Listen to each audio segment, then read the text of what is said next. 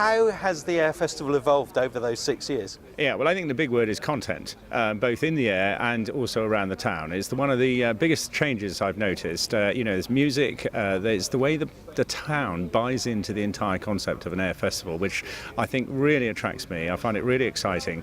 And it's got to the stage now, actually, where the entire day is really full. And I think that's probably been the most significant change. And, of course, the only other one is the fact that hundreds of thousands of people still keep coming back.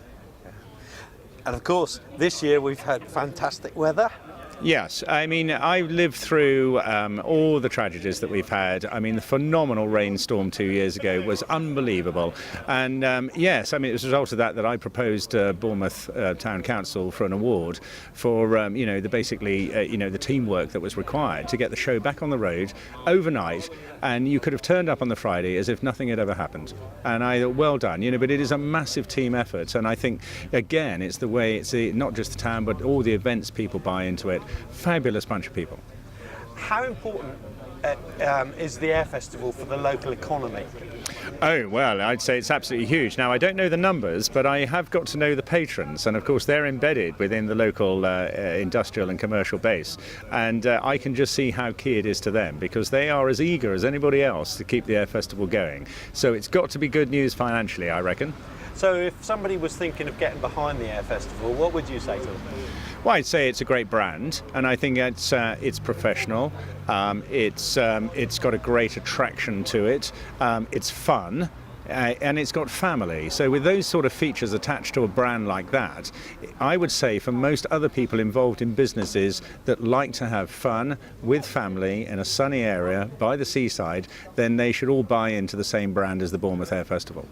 Give us one anecdote about your time at Bournemouth Air Festival so far. Oh my goodness me! I think it was when I was hijacked on my birthday 2 years ago. Actually, I'm very lucky. It's quite a public life touring around the country as I do. But it was a mark of, I think, the involvement and the welcome. I hadn't appreciated at that stage. I was literally hijacked in the cabin. I mean, clearly we've got through over a lot of difficulties. But I think the most memorable moment is when the entire events management team descended on me while I was commentating. With a birthday cake and everything else. Fabulous. This Air Festival has grown. It's one of the biggest in the world now. How important is it to Britain? It's absolutely key, because aviation has been key to Britain's heritage for over 100 years, and I think it's wonderful that Bournemouth has encapsulated that spirit. One of the reasons it's grown so fast is the buy-in to the whole concept, and that's why it's called an air festival and not an air display. The air display now is just one, albeit a major component, but it is just one component of a full 4 days, 24 hours a day festival, and that's the key to it.